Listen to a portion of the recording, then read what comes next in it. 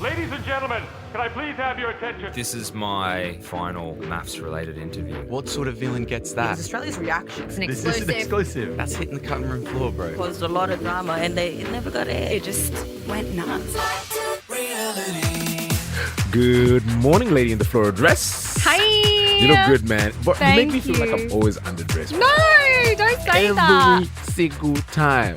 Okay? That's the first thing. So I got a bone to pick with you. Okay? And everybody knows me for being, late for, maybe like 5 minutes, 10 minutes sometimes. It's bad. I'm trying to work on it. Today I woke up and I was like, you know what? I'm going to be earlier than Selina. And then? Bar. House were meant to be here at 11:30. I was like, you know what? I'm going to get out the house nice and early, cruise. Selena's messaging in the group saying that, guys, I'm so sorry I'm late. I thought quarter at to 11. two.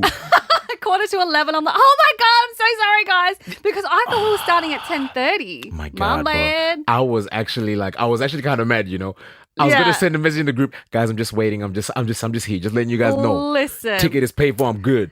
Mama and Papa taught me to be punctual. You know what I'm saying? I So don't I know like about you. to Have you always been this punctual? I would say so. The guy I'm seeing is probably going to say otherwise. But I think You seeing someone? Good. You know this. The people don't know this because we've been promoting Hinge, bro. I said I'm seeing the guy on Hinge. That was a test, girl. That was a test. You I passed. see what you're doing. I see you. Hey, listen. Talking about being punctual. Okay, now actually, this doesn't have anything to do with being punctual. I was about to try and introduce our guest in a nice way, but look, listen, we've got a pretty cool guest, man. We've got Yes. Brooke Blurton. TV royalty. Come on now, she's been on The Bachelor, The Bachelor in Paradise, and was the first ever bisexual bachelorette. How about Yes, that? and she's also been on The Challenge. Come on. And she's got an amazing podcast called Not So PG. That's also on the Nova Pod with on. Maddie Mills. Come on now. Hey, I can't wait to get into it, man. Listen, we're recording on Gadigal Land. Let's strap in. Let's get ready. Let's go. Hi, Brooke. Oh my God, it's so good to finally talk to you. Good to see you. Yeah. Likewise. I feel like we've been crossing paths, I know. but actually haven't I've been a massive fangirl, and I got way too excited the last time I saw you outside the studio. I don't know if you remember, but I think you guys had a Really? Oh my God, I had no idea. I think you had a really intense recording session, and then me being like a fangirl, I was like, oh my God, it's Brooke! And you're like, oh, hey. And then I saw the reel that was posted afterwards. No, I didn't notice. Oh, the reel that you posted afterwards, I think you got really emotional, and I know I kind of felt like, oh, really bad for being like, oh my God, it's Brooke. Listen, we were both so excited. I don't know if you remember, but I actually ran into a pool. Remember that day?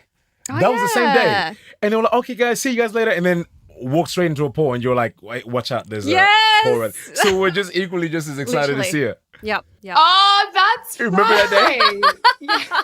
That's the effect you have on us. Oh my God, I had no idea you guys were playing it so cool. Except for you, Taku. Obviously, you literally nearly walked into a pole. Yeah, that pool, man. I It was know, actually so embarrassing. And seriously. in That my was mind, funny, smooth. it just kept replaying in my mind. I was like, I just ran into a pole in front of Brooke and Maddie, man. Well, there's she's something wrong TV with me. royalty. Come That's what's up, on. man. Like, oh my God. did you ever think Oh my reality God, I would TV not was going to say be a big thing in your life? Absolutely not. I mean, if you know, I guess a bit of my backstory, it's I grew up in the bush, typically a little bit of a bush gal, grew up in a rural sort of town in WA. I had no interest in TV. I did obviously have the people that I idolized and loved on TV that were either First Nations or people that I were inspired by, but most of them were sports stars. I was really big into my footy and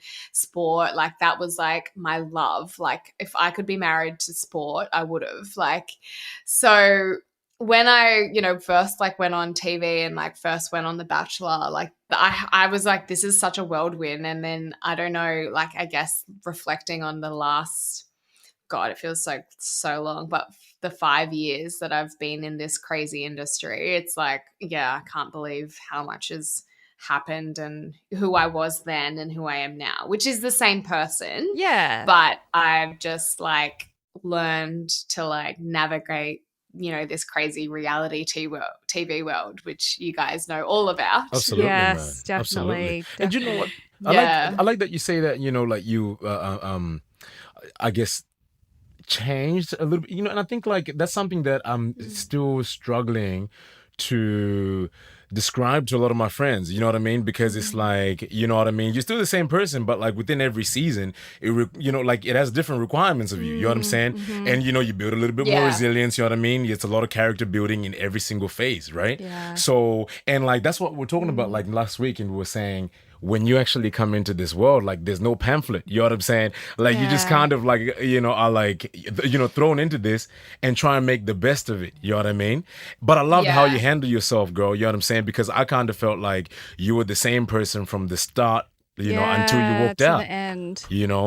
So. Yeah. Well, like the people that I feel like I wouldn't want to disappoint at first and at like utmost is my family and community. Like, I think one of the difference between myself and I think a lot of other people is that I do have like a First Nations background, and with that comes like a responsibility, which as a maybe you guys will understand as a cultural element as well, like from your backgrounds, is that you don't want to disappoint your family or your community or your culture. Like it just like, for me, that just like stands like that is at the first and forefront. Like I just wanted to make sure that if my mum and nan were like alive and they were watching this, would I be proud of like what I'm doing, and would they be proud of that? And I think that is, I guess, like, and I've I don't know if you can swear on this podcast. Yes. But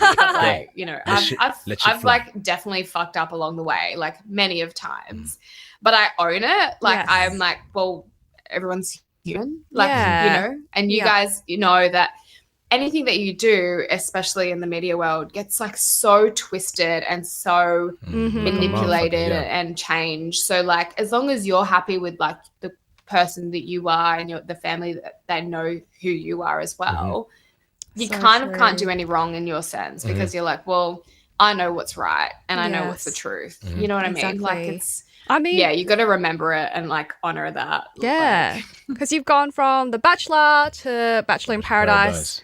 The Bachelorette, then the challenge. I feel like, as I know. a person of color myself, it's a huge responsibility to have that on you, to represent, like you said, your community. You've got First Nations and the LGBTQII plus community as well. Like, that's a lot, girl. You're doing us all so proud, though. But, like, far out. How do you deal with all that pressure? Too many hats. Like, too many hats. She's greedy. She's really greedy. No, she owns it. She owns it. That's a crown that you deserve and you own. Yeah. Absolutely.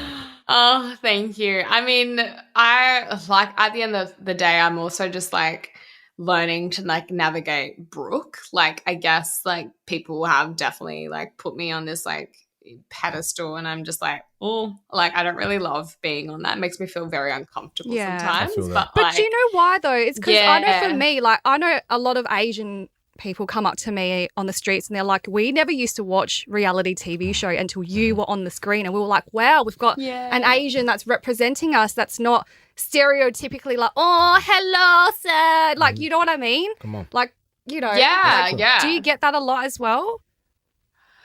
Yeah, I think this is the joy that I have about the world, is like we're so diverse and we're so like different, and I think we're like, I guess, showing the spectrum of like diversity in so many areas. Like reality TV is just one, but I think like that was like so needed in this like world, that we're so quick to categorize people. Like, I really hate this, and I'm assuming you even despise it as well, the fact that people have these preconceived ideas and stereotypes, like Asian people are shit drivers. Like that is just like so fucked up. And the fact that girls are shit drivers, fuck off. I've actually done a 4-wheel drive course, I've done a drift course, and I have had no shit with my driving skills. Legit. I get in the car with a guy at like maybe on a first date or whatever, I'm like, you're a fucking shit driver, and you say that girl is a driver. Like, you know what I mean?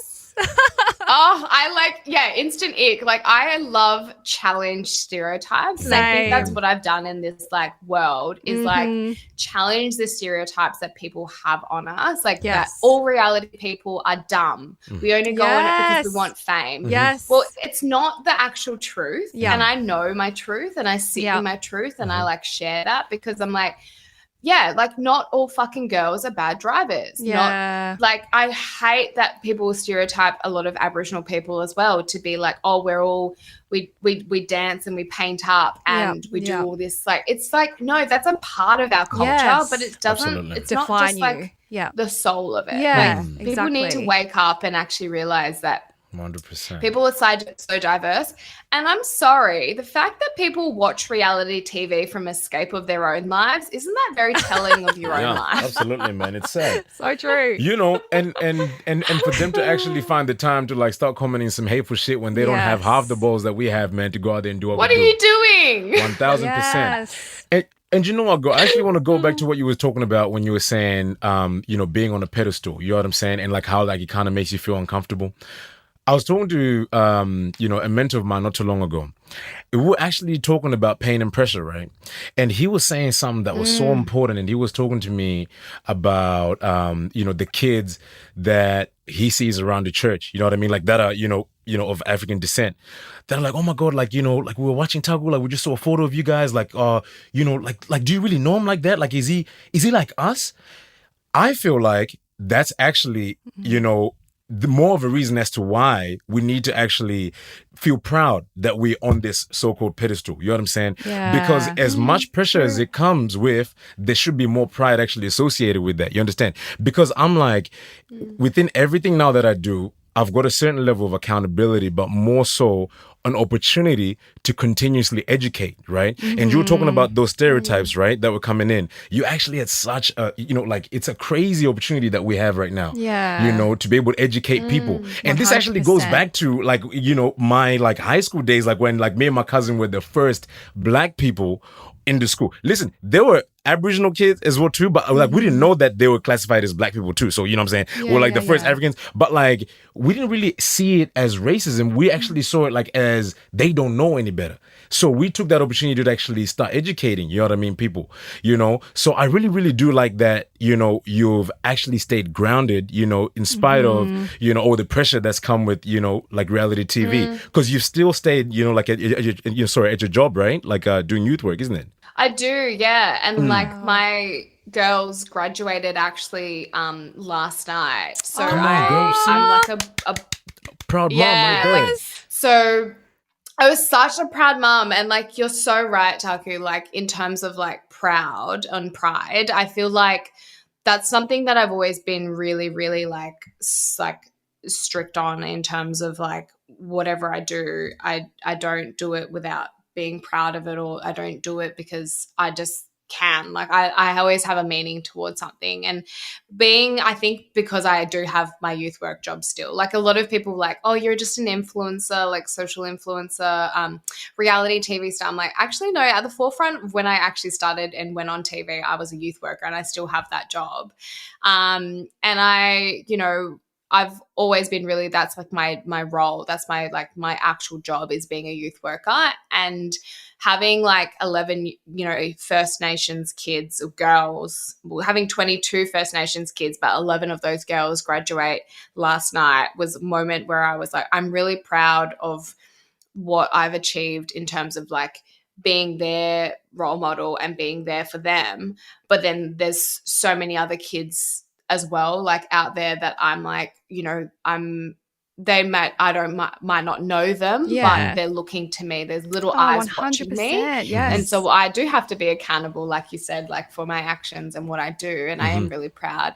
But I the pedestal part that I just because you know, she got to stay humble, because if I keep thinking that I'm on this pedestal, people get like really, you know, taken away with this world. Like they kind of get so wrapped up in it and they lose themselves. And we've seen that. You guys have probably seen it like throughout people like, you know, production can be such a consuming thing. Like if you let it take you for a ride, if you're, in the back of the bus and being taken for a ride, you're never going to have control over it. You're not a driver. You know what I mean? And I like to always think that I'm in the driving seat of my life because I'm not going to let anyone else take control of that. Oh my God, so many driving references, by the way. I'm so sorry. No, you're fine. I love Now it. go, let's share it. She pull up. She's like, bop, bop. She said, guys, I got something on my chest I really got to talk about. Who wants to know what these girls Yeah, can't buy I and think shit? because it's like, isn't Back to Reality, wasn't that like a car? Like, wasn't Oh, that yeah, like that show. Oh, Back to the That show. Future? Yeah, Back to the Future, though. Back to the Future, sorry. Maybe that's like the concept I have in my head. I'm like, Back to Reality, Back to the Future. I'm like thinking of cars. Which is fine, girl. Sorry. Which is You're okay. fine. Just actually kind of close on that, when we're talking about just, opportunities to, be a good role model. It's a lot of models that are out here that are just playing roles. You know what I mean? Yeah. And, there's a guy that I follow, Yeah. man. His name is John Wooden.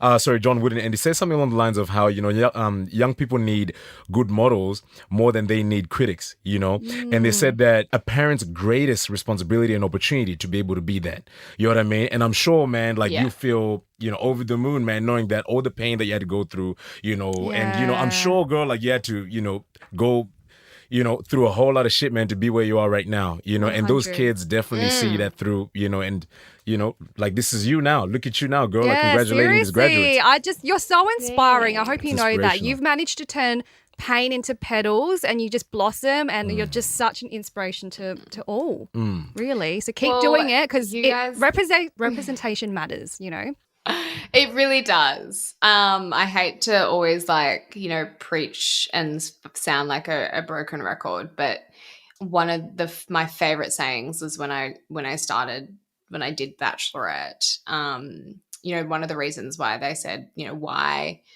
I wanted to do this, and I love the thing of don't do your what, do your why. Yeah. And the why for me was basically because I didn't have that when I was younger. I see myself so much in these young girls' eyes. I see the curiosity, the inquisitiveness, the asking why, the sass. Yeah, I was really sassy and really bossy when I was younger. You wouldn't think it, but I was. Just kidding. But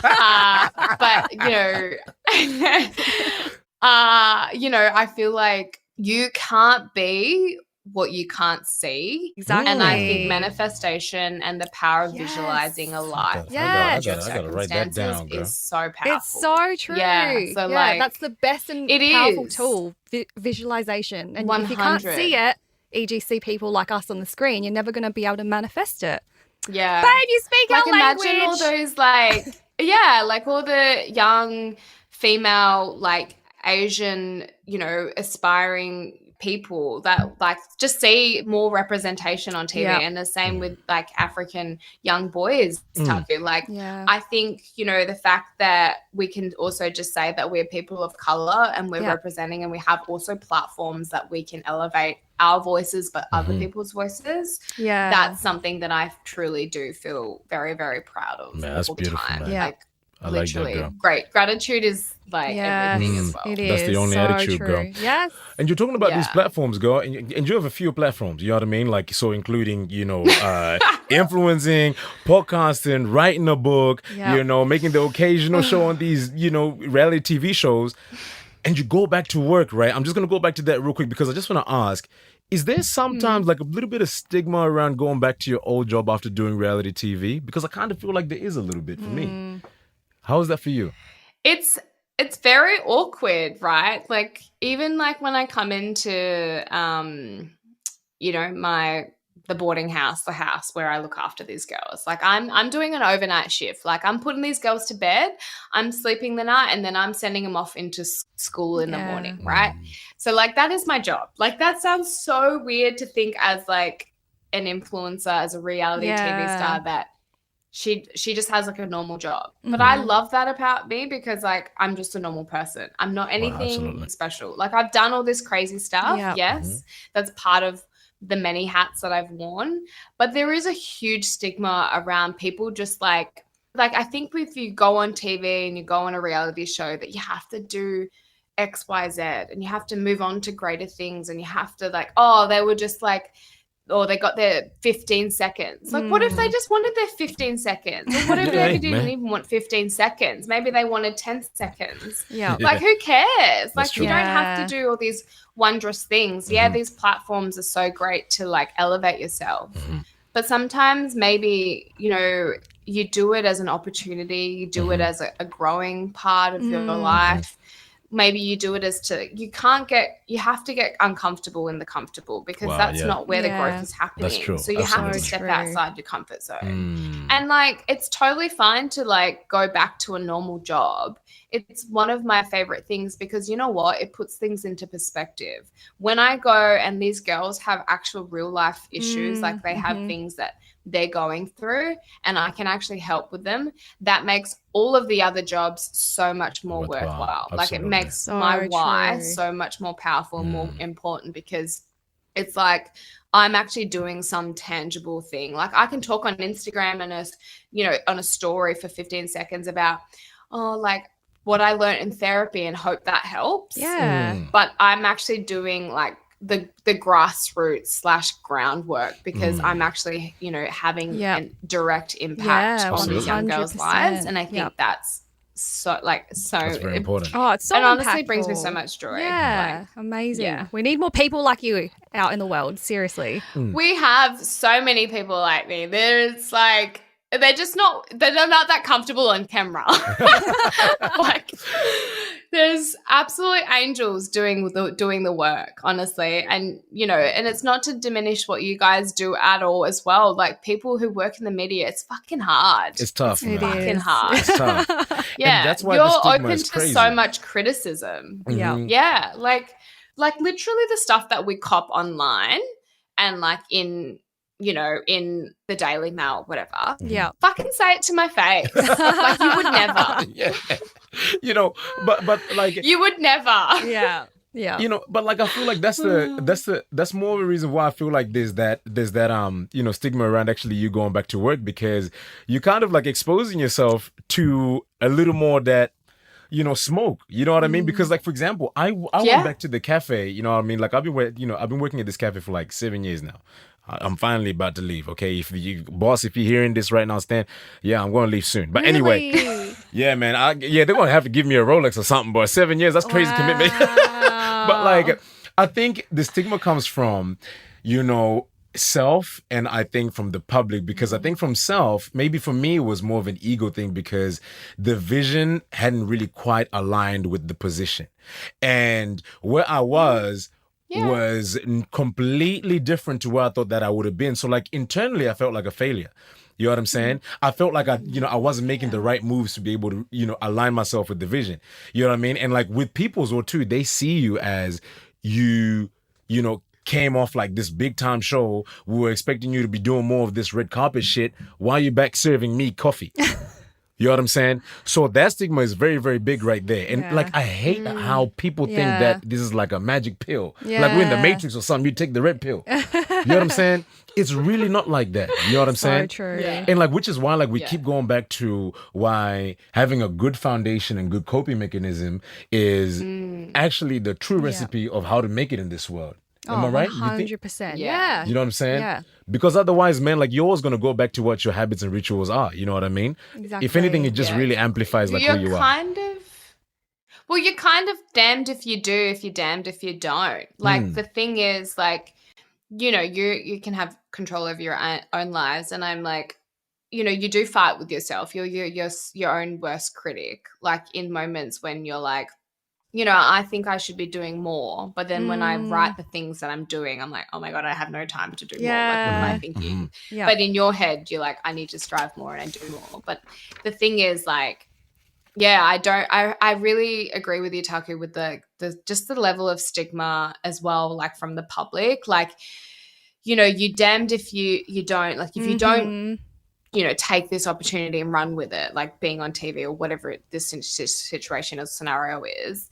And if you don't run with it and you do something from it, they're like, oh, well, that was their 15 seconds, see you later. Yeah. And Yeah. it's like really negative. Very But then if you negative. do run with it and you make a life from it, they're like, oh, what a sellout. Oh my God. Yes, It's like, so true. can she like get off our crazy, man. you get what I mean? Yes. So it's what Yeah. you do and like your core values and what you want to. But I just like, you know what? I've learned as well. It's the people that know you and the people that are Yes. around you. Understand. Like I think it's like those who matter don't mind, and Yeah. those who don't matter like mind. So Yeah. the ones that don't, Yeah. you don't give a fuck about, like fuck them. Like it's just Exactly. it's a matter, and I think you have to kind of filter out the bullshit to understand it, and it takes a lot of time to do that. I mean, I've definitely learned my I guess like who are my people in the media and who are not my people, and I definitely understand that so much more now, and it took a long journey, but I've definitely been burnt so many times. Yeah. And you know, people have been witness to that Yeah. a lot. Yeah. Absolutely. Yeah. Yeah. But I mean, I'm excited that you guys have this amazing like platform, like, you know, right next door to me and Maddie. Like we're, you know, we're in Yes. such good company. Like it just Yeah. it just feels like we all sort of, you know, we're all doing our different things, but it's all sort of like to sort of inspire and, Yeah. you know, like The energy radiates. do our part. If that makes Exactly. 100%. Brooke, I just wanted to Yeah. ask, so the Bachelor Australia has just launched. What are your thoughts on this whole 3 Bachelor thing? Because I felt like when you came on the show, like that was when the Bachelor and Bachelorette was peaking. Piping hot, don't stop. Yeah, number for 1 real. rated show. And now I feel like it's kind of plummeting. What are your thoughts on the whole thing? Yeah. I mean, there's two things that I think about it. Like there's like 2 ways that I think about it, because I like to make sure like, you know, there's always going to be different perspectives of like why they do it. I think from a production side, it's a more creative and different approach to, I guess, the show. It's a different formula, which I'm all about changing the formula. And I know that they did the 3 boys before, Yep. but also from a perspective of like, it's to try and get more girls into the house, and I guess more variety and more conversations. Like, you know, this is like maybe, I don't know what, 9th season of The Bachelors. There's, you know, they're having the same conversations. It's the same formula. Like it's time to sort of change it and break it up. And I know that a lot of people think that it is kind of dying down. But if you look at the American season, and I know that we kind of follow the US a lot. Yeah. But theirs is still The popping Bachelor hot. US have, they have like over 20, like more seasons than we can ever imagine. And it's still such a success of the show because of the community and like the followers that follow that show. They love it. They like, They do. like, It's like a people cult go following. absolutely ham. Yeah. And I think that's what Australia are trying to do, is try to build on that following and that, like, and you know, maybe they'll never scrap it. And I mean, I never define the viewing of a show the success. I feel like it's the gravity, and I think my season was so different to many of the seasons before because of the gravity of it. Yeah. And I always like define my own little path, because I think like I'm just a bit, the way that I think is just so different to like other people and other things. So I'm really proud of my season. Yes. Absolutely, man. So from a production point of view, I feel like,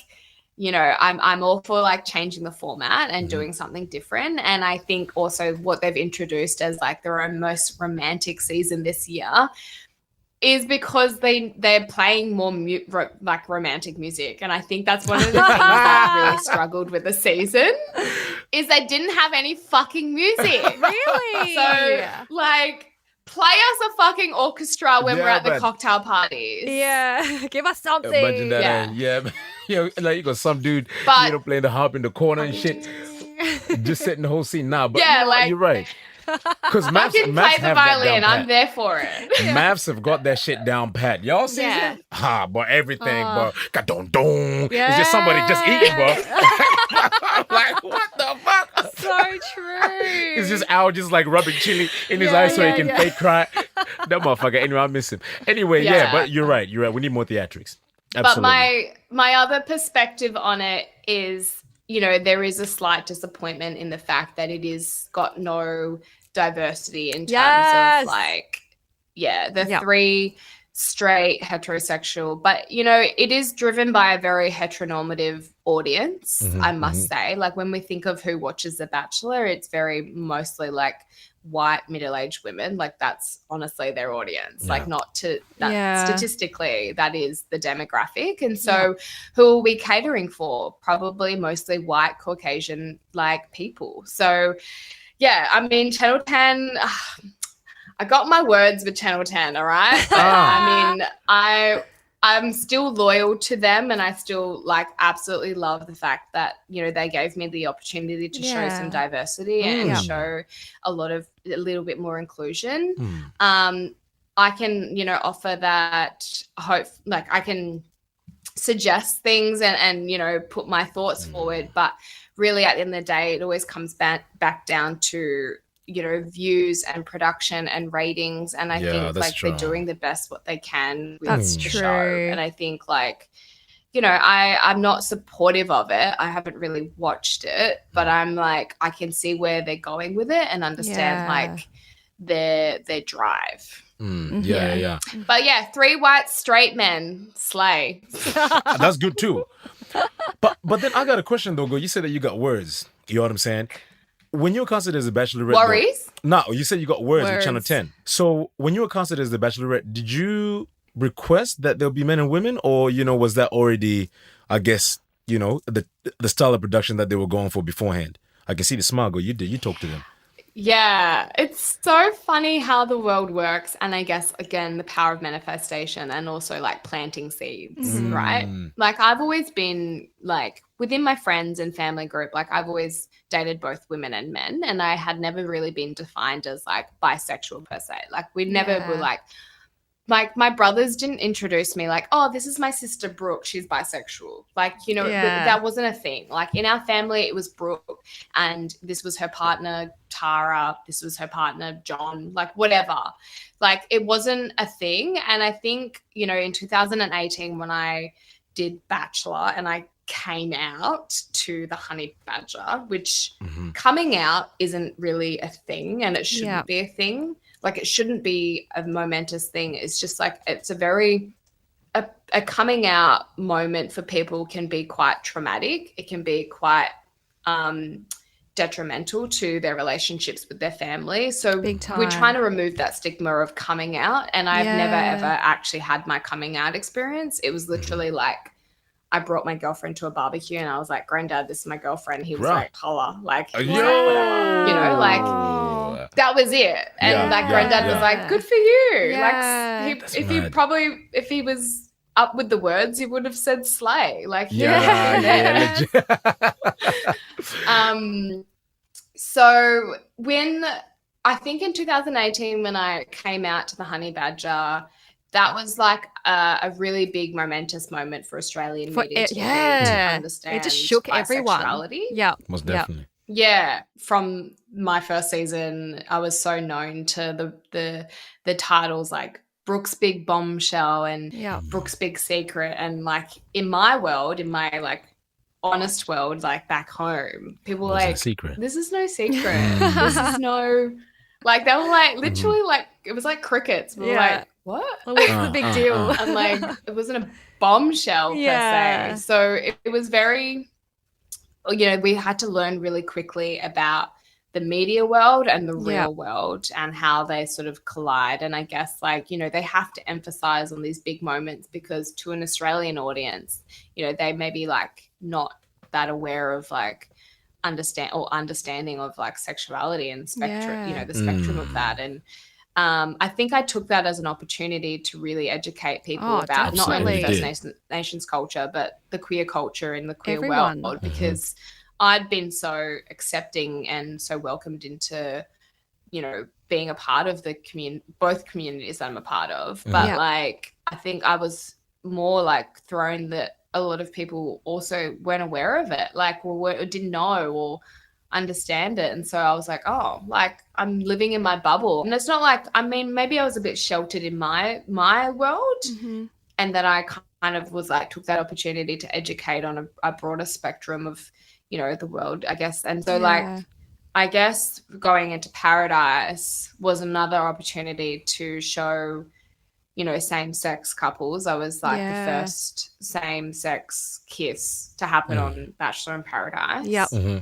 And so as you can sort of see the momentum and the growing of, I guess, like planting that seed, the Bachelorette was no surprise to people. And I'm very grateful, I guess, like that Channel 10 actually, did emphasize on those things, because if it was just like, hidden, and then Brooke being the queer Bachelorette, I think it would have been very jolting for people. Yeah. Absolutely. Most definitely. Can I just ask, because I'm still learning myself with like terminology and stuff. So there's like bisexual and then there's pansexual. Which do you identify as, and what means what? So if I was to like literally, if I was to think about how I interpret my sexuality, like in terms of like what I'm attracted to or what I like in a person, it's mostly like people. Like I like a connection with someone, like, and a connection is a feeling of like feeling understood, feeling seen by someone. You know what I mean? Yeah. That could be by anyone. Like I don't know who's gonna, I'm gonna come across and like, have that connection with. And I've had different types of relationships with different types of people. So when I wrote Big Love, which is my memoir, I, declared that I would probably more identify with pansexuality, because I thought so. that really is like an open spectrum of people, like in terms of who you feel connected to and who you would like to feel either sexually, romantic, or personally connected with. Yeah. So pansexuality and bisexuality are super different. They kind of get categorized in the same box, but they're actually so different in terms of like what the actual meaning of behind it is. Yeah. So bisexuality obviously is just an attraction to just the male and female gender. Yeah. And pansexuality is an attraction to really anyone on the spectrum of gender. So non-binary, whatever you identify gender-wise, which we all know that not only sexuality is a spectrum, but gender is a spectrum as well. Yes. So, so I identify with pansexuality only because I can't actually say that I have only ever dated men and women. Yeah. I've actually dated non-binary people as well. Yeah. Amazing. I dated G-Flip in 2021. Stop it, really? How did I not know this? Yeah, and they were a girl then, but they're also now non-binary. Yeah. So it goes to show that my spectrum of where my sexuality sit has never been solely bisexual, but as a network and how they market it, which is another conversation.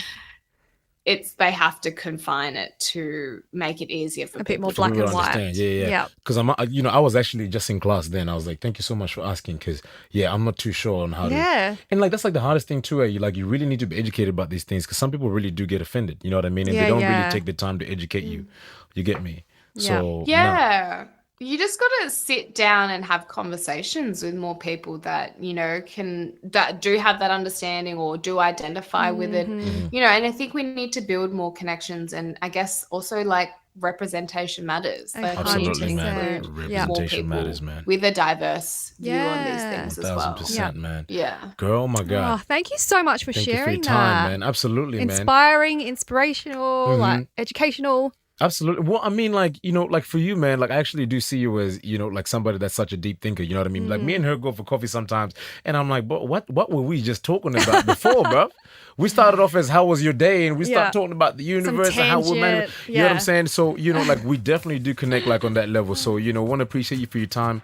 But, and yeah, man, thank you so much for what you're doing in the community, girl. We see what you're doing. Yes, we see what you're doing, girl. You guys will have to come on to Not So PG. Have a conversation with Maddie and I. Yes, sure. Girl, we'd love that. We never thought you'd ask, girl. I'm like, I'm here. But yeah, girl, thank you so much for your time, man. Really appreciate it, girl. And yeah, we'll see you soon, guys. Cheers, Thanks, B. Yeah, love your work. We love you. Reality.